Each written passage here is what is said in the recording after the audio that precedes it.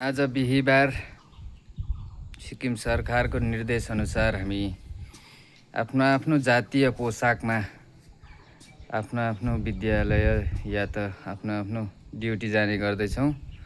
र आज हाम्रो सरले आफ्नो पोसाकमा हुनुहुन्छ, राईको पोसाकमा, र सबै यो पोसाकको विवरण हामीलाई बताइदिनु पर्ने भयो। र टाउकोदेखि लिएर गएर खुट्टासम्मको। लो सर, यो टाउकोमा लगाएको के हो? यो टाउकोमा लगाएको राईको पारम्परिक टोपी। हजुर हजुर। यो चाहिँ नेपाली ढाका टोपीको नक्कल गरिएको हो। तर यसको विशेषता के हो भन्नुहुन्छ भने यो टोपी चाहिँ तपाईँको सिस्नुको बोक्रा उकाएर त्यसलाई धेरै विधि डाक्लाको छाला केलाएर कुटेर हजुर हातले नै यस सिस्नुको धागो तानेर तान लगाएर बुनेर बनाएको टोपी। यसलाई चाहिँ नेपाली समाजमा ढाका टोपी भनिन्छ। यसको विशेषता भनेको सिस्नुको डोरीबाट बनाएकोले गर्दाखेरि यो विशेष मानिन्छ। तर राईहरूले लाउने टोपीलाई फेङ्गा के अरे सायाबुङ भनिन्छ।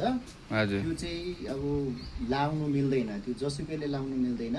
राईहरूको एकदम उच्च स्थानको होइन गण्यमान्य व्यक्तिलाई चाहिँ सानो व्यक्तिले लगाइदिने हुन्छ, त्यसैले त्यो जतासुकै लाउनु मिल्दैन है। यो नेपाली टोपी ढाकालाई नै सिस्नुको बनाएर ओडियो। अब यो जुन बाहिरबाट लगाएको छ यो चाहिँ फेङ्गा भनिन्छ। फेङ्गा है तपाईँको यसलाई यो पनि सिस्नुको भएकोले एकदम यसको विशेषता छ, महत्त्वपूर्ण छ। यो हातैले बनाइएको पारम्परिक होइन पहिला पुर्खाहरूले जुन लाउँथे त्यही कुरालाई चाहिँ अहिले यो यसरी लगाइएको। यो भित्रपट्टिको यो दौरा सुरुवाल जुन नेपाली जातिले लाउने गर्छ त्यही हो। तर यो गाँजाको धागोबाट बनिएको यो खाडीको होइन यो त्यसरी बनाइएको कपडाको बनाएको हो।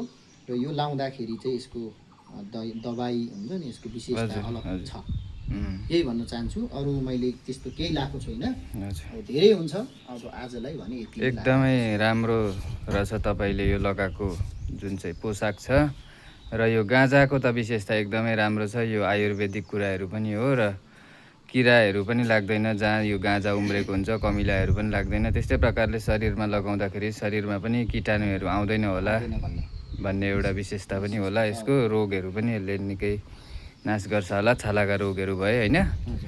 र एकदमै राम्रो रहेछ। र यसको महत्त्व र यसको मूल्य पनि धेरै होला है। आयुर्वेदिक एउटा महत्त्व छ होइन। आयुर्वेदिक हिसाबमा हेर्दाखेरि शरीरको लागि राम्रो भन्छ होइन। शरीरमा एलर्जी जस्ता यस्तो विभिन्न किसिमका जुन मानिसमा सर्ने सरुवा रोगहरू, छालाका रोगहरू सर्दैन भन्ने कुरा छ, विशेषता छ। हजुर हजुर।